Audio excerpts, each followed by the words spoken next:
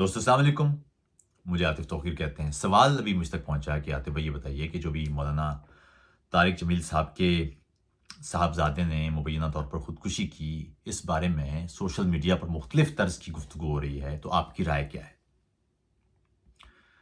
देखिए, सबसे पहले तो ये समझ लीजिए कि इंसानी जान की हुर्मत, उसका ख़्याल रखना चाहिए। दूसरा ये कि हम जिस माशरे में पलते-बढ़ते हैं या बड़े हुए हैं, उस माशरे के कुछ इक़दार हैं। उन इक़दार का भी आपको ख़्याल रखने की ज़रूरत है। अमूमी तौर पर हमारे यहाँ रवैया यही है कि जब कोई शख़्स फ़ौत हो जाए, तो उससे मुतअल्लिक़ हम कोई मसाइल हों भी, तो हम गुफ्तगू से इज्तनाब बरतते हैं। यहाँ चूँकि मामला अब ये है कि मैंने भी देखा ट्विटर पर भी बहुत सारे लोग मुख़्तलिफ़ तर्ज़ की गुफ्तगू कर रहे थे। एक ये कि पहले मौलाना साहब के अपने घर से उनके बेटे ने ग़ालिबन उन्होंने बताया कि शदीद डिप्रेशन में मुब्तला थे मुतवफ़ी, और उन्होंने ख़ुदकुशी कर ली। और आज ग़ालिबन मौलाना साहब ने ख़ुद एक ख़िताब में फ़रमाया कि उनके बेटे ने ख़ुदकुशी नहीं की, वो शहीद हुए हैं। लेकिन अहम बात ये है कि एक तो आप ये सुनते हैं कि इस्लाम में ख़ुदकुशी हराम है। देखिए, ख़ुदकुशी दुनिया का कोई भी मज़हब होगा, उसमें हराम ही करार दी जाएगी। मज़हब का बुनियादी मकसद ही ये है कि वो एक ख़ास तरह का समाजी और इनफ़रादी ऑर्डर कायम करता है, और वो ऑर्डर कोई भी शख़्स बनाए या वो इल्हामी तौर पर हो, उसका मकसद यही होगा कि वो अ, ऐसी ऐसी तमाम सरगर्मियाँ या फ़ाल जिससे इंसानी जान को ख़तरा हो, बशमूल किसी शख़्स के हाथ से उसकी अपनी जान को ख़तरा हो, उसे रोकने की कोशिश करे। तो इस्लाम भी ख़ुदकुशी की ममानत करता है। ये तो हो गई जनरल बात।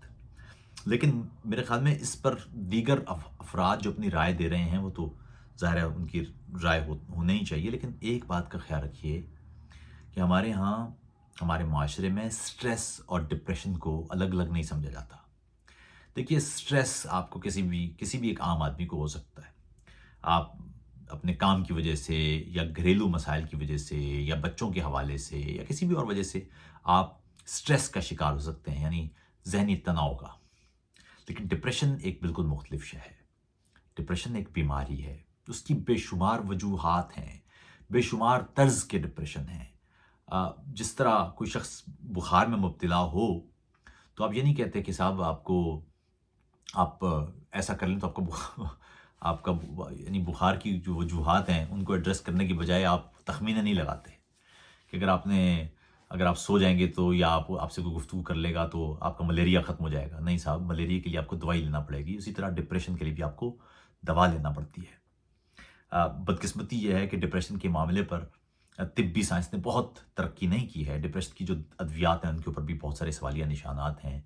बहुत सी जदीद टेक्नोलॉजी या जदीद जो मुतालियाती रिपोर्टें हैं, वो बताती हैं कि जो अद्वियात या एंटी डिप्रेसेंट जो दवाएँ ली जाती हैं, वो फ़ौरी रिलीफ़ तो देती हैं, लेकिन वो सद्देबाब नहीं करती, क्योंकि हमें अब तक मालूम नहीं है कि एग्ज़ैक्टली कौन-सा डिप्रेशन कहाँ से शुरू हो रहा है और वो किस तरह से उसका सद्देबाब मुमकिन है। तो ये एक मेरी राय में इस पूरे मामले पर एक कौमी सतह पर जो डिबेट जिसकी ज़रूरत थी, वो ये होना चाहिए कि हमारे माशरे में बेशुमार अफ़राद हैं जो डिप्रेशन का शिकार हैं, बाकायदा तौर पर बीमार हैं। लेकिन हमारा माशरती रवैया ये है कि अगर कोई शख़्स इस अंदाज़ की किसी बीमारी का शिकार हो, तो उसे पागल या कोई और लेबल दे के उसे जुदा करने की कोशिश किया जाता है समाज से। और यही वजह है, यही खौफ है कि लोग अपनी ये बीमारी ज़ाहिर भी नहीं करते। इसका इलाज भी बाकायदा तौर पर करवाने से कतराते हैं, और नतीजा ये निकलता है कि फिर आप इस बीमारी की दलदल में धँसते चले जाते हैं। याद रखिए, डिप्रेशन ही का एक उन्सुर है जिसमें आपके दिमाग में खुदसोज़ी या खुदकुशी के ख़यालात पैदा होते हैं। वो ख़यालात इतने जामे और मज़बूत होते हैं कि आप खुदकुशी पर ना सिर्फ़ माइल हो जाते हैं, बल्कि कर गुज़रते हैं। बेशुमार ऐसे अदाकार हैं, बेशुमार ऐसे अहम शख़्सियात हैं, बेशुमार ऐसे प्रोमिनेंट लोग हैं, साइंसदान हैं, बेशुमार लोग हैं, जो इस अज़ियत से गुज़रे और उन्होंने अपनी जान ले ली। तो इसलिए इस बीमारी को बिल्कुल भी मज़ाक ना समझें। देखिए, मज़हबी तौर पर तो मज़हबी तबके के लोग ये गुफ्तगू करते रहेंगे कि خودکشی حرام ہے تو ابھی میں دیکھ رہا تھا طارق جمیل صاحب پر ایک شخص نے، ایک اور مولوی صاحب نے بڑی تہمتیں باندھی ہوئی تھیں. دیکھیے بات یہ کہ ایک شخص جس کے گھر کا کوئی شخص چلا جائے، وہ جس اذیت میں ہوتا ہے، تو بطور معاشرہ یا بطور انسان آپ کو اس دکھ کو سمجھنے کی ضرورت ہے. ایک شخص کا گھر کا کوئی شخص، کوئی بیٹا یا بیٹی فوت ہو، تو آپ ایسے موقع پر جملے بازیوں سے گریز فرماتے ہیں. بات یہ سمجھ لیجئے، وہ جان ایلیا نے کہا تھا کہ ہے آخر آدمیت بھی کوئی شے، تیرے دربان تو بل ڈاگ نکلے. یہاں پر دوسری بات یہ ہے کہ جو مولوی حضرات خودکشی حرام ہے اور یہ سطحی اس انداز کے جملے بولتے ہیں، اس پر بھی گفتگو ہونا چاہیے کہ لوگ خودکشی پر مائل کیسے ہو جاتے ہیں. کون سی ایسی ذہنی بیماریاں یا ذہنی تناؤ ہے جو مجبور کر دیتا ہے کسی شخص کو اپنی جان لینے پر. بڑا معاشرہ تب ہوتا ہے جب معاشرے میں مسائل کا صرف اظہار نہیں کیا جاتا، بلکہ اس کے اسباب، علامات، ان سب کو دیکھا جاتا ہے اور پھر اس مسئلے کے اسباب کو ختم کر کے اس مسئلے سے نمٹا جاتا ہے. تو میری رائے یہی ہے کہ اس معاملے پر جملے بازیوں کی بجائے سب سے پہلے تو مولانا طارق جمیل صاحب سے تعزیت بنتی ہے. دوسرا، ساتھ ہی اس معاملے میں ایک قومی سطح کی ایک منظم اور سنجیدہ ڈیبیٹ کی ضرورت ہے کہ ڈپریشن سے متعلقہ افراد، ان کے لیے معاشرے میں کیسے ایسی سہولت معاشرتی طور پر اور سماجی طور پر پیدا کی جائے کہ ایسے افراد بخوشی اپنا علاج کروا پائیں، انہیں شرمندگی یا خوف کا سامنا نہ ہو.